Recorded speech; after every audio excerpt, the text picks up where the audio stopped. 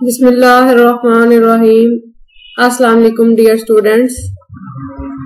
आज हम mechanism of nucleophilic substitution reactions पढ़ने जा रहे हैं। न्यूक्लियोफिलिक सब्स्टिट्यूशन रिएक्शन की डेफिनेशन हमने प्रीवियस लेक्चर में देखी थी कि न्यूक्लियोफिलिक सब्स्टिट्यूशन रिएक्शंस क्या होते हैं। न्यूक्लियोफिलिक सब्स्टिट्यूशन रिएक्शंस वो होते हैं जिनमें अल्काइल हैलाइड की जो हैलोजन है वो किसी और ग्रुप के साथ रिप्लेस हो जाती है। उनकी जगह पे, हैलोजन की जगह पे कोई और ग्रुप जो है वो आके सब्स्टिट्यूट उसकी जगह ले लेता है, सब्स्टिट्यूट हो जाता है। तो इन रिएक्शन को हम न्यूक्लियोफिलिक सब्स्टिट्यूशन रिएक्शंस कहते हैं। इनका जनरल मैकेनिज्म भी हमने देखा था कि जिसमें न्यूक्लियोफाइल जो था वो कार्बन के ऊपर अटैक करता था और लिविंग ग्रुप यहां से लीव कर जाता था। तो इसको इन रिएक्शंस को हमने कहा था कि ये न्यूक्लियोफिलिक सब्स्टिट्यूशन रिएक्शंस हैं। अब आज हम इनकी फर्दर टाइप्स पढ़ने लगे हैं कि न्यूक्लियोफिलिक सब्स्टिट्यूशन रिएक्शंस कौन कौन सी टाइप्स के हैं, इनका मैकेनिज्म क्या है और इनमें डिफरेंसेस क्या है। ये बहुत इंपॉर्टेंट क्वेश्चन है, लॉन्ग क्वेश्चन। ये विद मैकेनिज्म आपने अच्छे तरीके से इसको प्रिपेयर करना है।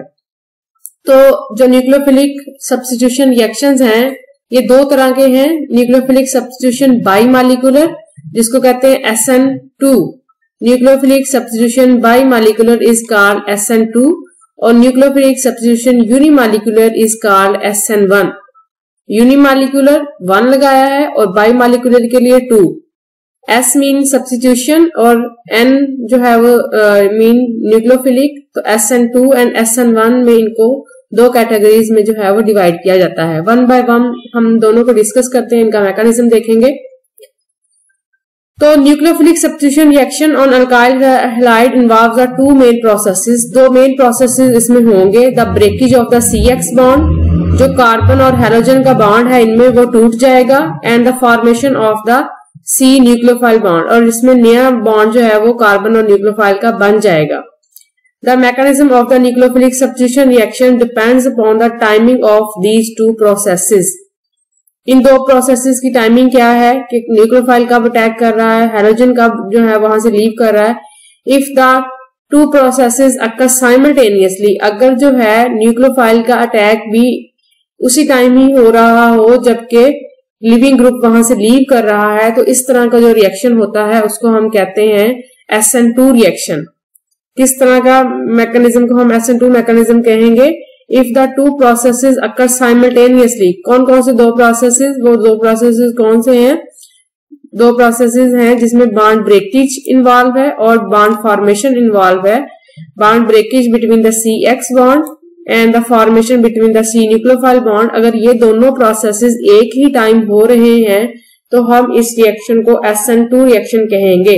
और अगर ये जो प्रोसेसेस हैं वो स्टेप बाय स्टेप हो रहे हैं, एक स्टेप में जो है वो लिविंग ग्रुप जो है वो लीव कर रहा है। लिविंग ग्रुप यहाँ पे कौन सा है? हैलाइड।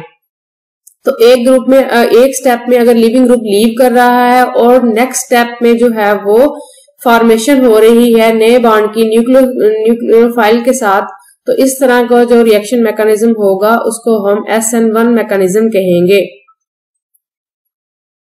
ये हमारे पास SN1 मैकेनिज्म है कि if the bond breaks first followed by the formation of a new bond, पहले बॉन्ड टूट जाता है, लिविंग ग्रुप लीव कर जाता है और उसके बाद जो है नेक्स्ट स्टेप में न्यूक्लियोफाइल अटैक करता है और वो अटैच होता है, तो इस तरह के रिएक्शन को हम SN1 रिएक्शन कहते हैं। तो ये तो हमने इनकी जनरल डेफिनेशन देखी थी। अब हम इनको विद मैकेनिज्म के साथ स्टडी करते हैं। तो पहले मैं पढ़ने से पहले मैं आपको इसका मैकेनिज्म समझाती हूँ। अब ये मिथाइल हैलाइड है, ये कार्बन साथ 3 हाइड्रोजन अटैच हैं और इसके फ्रंट पे जो है वो यहाँ पे राइट साइड पे ब्रोमाइड ग्रुप अटैच है। तो ब्रोमाइड ग्रुप यहाँ पे क्या है? लिविंग ग्रुप है, ये यहाँ से लीव करेगा। तो यहाँ पे चूंकि जो है न्यूक्लियोफाइल यहाँ पे कौन सा है? न्यूक्लियोफाइल यहाँ पे हाइड्रोक्सिल जो आयन है ये यहाँ पे जो है वो न्यूक्लियोफाइल है। ये बैक साइड से, बैक साइड मीन जिस साइड पे लिविंग ग्रुप अटैच है उसकी बैक साइड से ये कार्बन के ऊपर अटैक करेगा। अब लिविंग ग्रुप जो है, जो ब्रोमाइड लिविंग ग्रुप है वो अटैच है राइट साइड पे, तो ये अटैक करेगा लेफ्ट साइड से। तो ये बैक साइड से अटैक करता है कार्बन के ऊपर। कार्बन के ऊपर ही क्यों अटैक होगा? Because carbon is partially negative, carbon is partially positive. Carbon के ऊपर, इस कार्बन के ऊपर, ये कार्बन जो कि ब्रोमाइड के साथ अटैच है, इसके ऊपर पार्शियल पॉजिटिव चार्ज है। क्यों इसके ऊपर पार्शियल पॉजिटिव चार्ज है? Because it is attach with highly electronegative element. Bromide जो है ये हाईली इलेक्ट्रोनेगेटिव एलिमेंट है, तो ये उसमें से इलेक्ट्रॉन अट्रैक्ट कर लेगा, तो कार्बन के ऊपर इलेक्ट्रॉन्स की कमी हो जाएगी, जिसकी वजह से इसके ऊपर पार्शियल पॉजिटिव चार्ज आ जाएगा। तो हाइड्रोक्सल जो है वो इस कार्बन पे बैक साइड से अटैक करेगा। तो नेक्स्ट होगा क्या फिर कि एक साइड से जो है वो लिविंग ग्रुप के साथ कार्बन का बॉन्ड जो है वो टूटना शुरू हो जाएगा, ये बॉन्ड ब्रेकेज है, ये बॉन्ड यहाँ पे ब्रेक हो रहा है। और दूसरी साइड पे यहाँ पे हाइड्रोक्सल के साथ कार्बन का बॉन्ड फॉर्मेशन शुरू हो जाएगी, इसलिए इन दोनों बॉन्ड्स को जो है वो डॉटेड लाइन में जो है वो शो किया है। इधर भी बॉन्ड ब्रेकेज भी डॉटेड है और इधर बॉन्ड फॉर्मेशन जो हाइड्रोक्सल आयन के साथ है ये भी डॉटेड लाइन में शो किया गया है।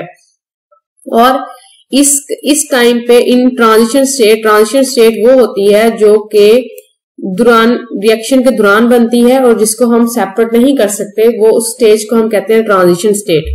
तो यहाँ पे जो कार्बन की हाइब्रिडाइजेशन है sp3, यहाँ पे कार्बन की हाइब्रिडाइजेशन कौन सी है? sp3 हाइब्रिडाइजेशन है, यहाँ पे कार्बन की यहाँ पे sp3 हाइब्रिडाइजेशन है इस स्टेज पे। ये जो मिथाइल ब्रोमाइड है इसमें कार्बन की हाइब्रिडाइजेशन sp3 है because it is attached with 4 elements. लेकिन यहाँ पे कार्बन की जो हाइब्रिडाइजेशन है वो sp3 से sp2 हो चुकी है, क्योंकि यहाँ पे अब कार्बन के 3 बॉन्ड हैं। ये दोनों बॉन्ड जो हैं वो in the process of breakage and formation है, तो ये बॉन्ड्स नहीं है। 3 बॉन्ड उसके बने हुए हैं हाइड्रोजन के साथ, तो यहाँ पे उसकी हाइब्रिडाइजेशन sp2 हो जाती है, तो उसकी यहाँ से शेप टेट्राहेड्रल से ट्राइगोनल में चेंज हो जाती है। तो ट्रांजिशन स्टेट के बाद जब मॉलिक्यूल जो है उसकी फॉर्मेशन होती है, तो इन जो पहले जो उसकी कॉन्फ़िगरेशन होती है उससे इन्वर्टेड मॉलिक्यूल बनता है। इन्वर्टेड मॉलिक्यूल क्यों बना है कि हाइड्रोक्सल जो है वो ऑपोजिट साइड पे अटैच है, जहां से ब्रोमाइड ग्रुप जो है वो लीव किया है उसके ऑपोजिट साइड पे जो है वो हाइड्रोक्सल ग्रुप जो है वो अटैच हुआ है, जिसको हम कहते हैं इन्वर्टेड कॉन्फ़िगरेशन। कि मीन इन्वर्टेड मीन उल्टा बना है कि यहाँ से ब्रोमाइड ग्रुप फ्रंट से लीव किया और हाइड्रोक्सल ग्रुप जो है उसके बैक साइड पे आके अटैच हुआ है। तो इसमें यहाँ पे ब्रोमाइड ग्रुप जो कि लीव कर चुका है, this is called the leaving group. और ये जो सारा है methyl bromide, this is substrate, ये लिविंग ग्रुप हो गया। ये यहाँ पे जो है वो हाइड्रोक्सल आयन, ये यहाँ पे न्यूक्लियोफाइल है, और ये जो कार्बन है ये अल्काइल हैलाइड की कार्बन है, ये इलेक्ट्रोफिलिक सेंटर है। तो हुआ इसमें क्या है कि sp3 से जो कॉन्फ़िगरेशन है हाइब्रिडाइजेशन है वो sp2 में चेंज हुई है, और दोबारा फिर जो है वो जो प्रोडक्ट बन गई है, अल्कोहल की फॉर्मेशन हो गई है, तो इसमें फिर जो दोबारा जो उसकी हाइब्रिडाइजेशन है वो sp3 जो है वो हो गई है। तो ये एक सिंगल स्टेप रिएक्शन है, इसमें साइमल्टेनियसली न्यूक्लियोफाइल अटैक करता है और उसी स्टेप में जो है वो लिविंग ग्रुप यहाँ से लीव कर जाता है। दैट्स वाई इसको हम जो है वो single step by molecular reaction कहते हैं।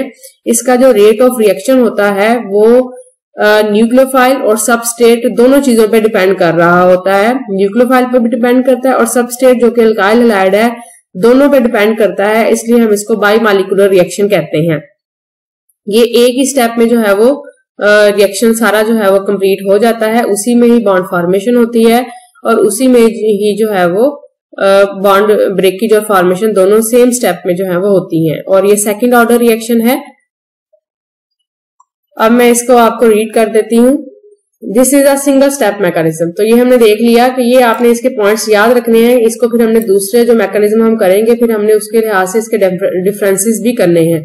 तो this is a single step mechanism, एक ही स्टेप में मैकेनिज्म होता है। As soon as the nucleophile starts attacking the electrophilic carbon of the substrate, जैसे ही वो कहते हैं न्यूक्लियोफाइल इस कार्बन के ऊपर अटैक करना शुरू होता है, उसी सूरत में यहां से ब्रोमाइड ग्रुप जो है वो लीव करना शुरू हो जाता है। उसी दौरान the bond with the leaving group is attach starts breaking, वो बॉन्ड जिसके साथ लिविंग ग्रुप अटैच है वो ब्रेक होना स्टार्ट हो जाता है। In other words the extent of bond formation, कि जितना बॉन्ड बनता है वो इक्वल होता है जितनी बॉन्ड ब्रेकेज हुई है। दोनों सेम स्टेप में जो है वो होते हैं। Another important feature of this mechanism is the direction of the attack of the attacking nucleophile, कि attacking nucleophile जो है वो किस साइड से अटैक कर रहा है। तो it attacks from the side which is opposite to the living group, ये वो साइड से अटैक करता है जो कि लिविंग ग्रुप के ऑपोजिट होती है। ये भी बड़ा इंपॉर्टेंट पॉइंट है कि न्यूक्लियोफाइल जो है वो इसलिए इन्वर्टेड कॉन्फ़िगरेशन आती है कि न्यूक्लियोफाइल उस साइड से अटैक करेगा जिस साइड से जो साइड लिविंग ग्रुप के ऑपोजिट होगी। In order to give to the nucleophile enough room to attack, कि वो उसको काफी स्पेस मिल सके अटैक करने के लिए, substrate carbon atom changes its state of hybridization from tetrahedral sp3 to planar sp2। तो इसकी जो हाइब्रिडाइजेशन है वो sp3 से sp2 में ट्रांजिशन स्टेट में चेंज हो जाती है। The attack of the nucleophile, the change in the state of hybridization and the departure of the living group, everything occurs at the same time। तो सारा कुछ एक ही दफा में होता है, एक ही सिंगल स्टेप में होता है। उसी स्टेप पे न्यूक्लियोफाइल अटैक करता है और हाइब्रिडाइजेशन चेंज होती है और लिविंग ग्रुप वहां से डिपार्ट हो जाता है, लीव कर जाता है। During the reaction the configuration of the alkyl halide molecules gets inverted. तो इसमें क्या होता है, अल्काइल हैलाइड की जो कॉन्फ़िगरेशन है वो क्या हो जाती है, इन्वर्टेड हो जाती है, उलट हो जाती है। तो इसमें कॉन्फ़िगरेशन क्या हो जाती है, उलट हो जाती है। This is called the inversion of configuration. इसको क्या कहते हैं, इन्वर्जन ऑफ कॉन्फ़िगरेशन इसको कहते हैं। Molecularity of a reaction is defined as the number of the molecules taking part in the rate determining step।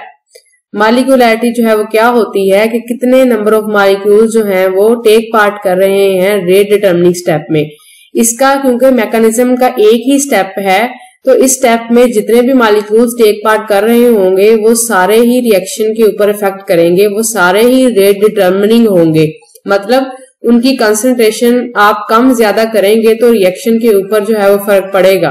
Conditions आप चेंज करेंगे तो रिएक्शन चेंज हो जाएगा। तो इसमें न्यूक्लियोफाइल भी रेट डिटर्मिनिंग है और जो अल्काइल हैलाइड सबस्ट्रेट मॉलिक्यूल है वो भी इसमें रेट डिटर्मिनिंग है। तो kinetic studies on the reactions involving SN2 mechanism have shown that the rates of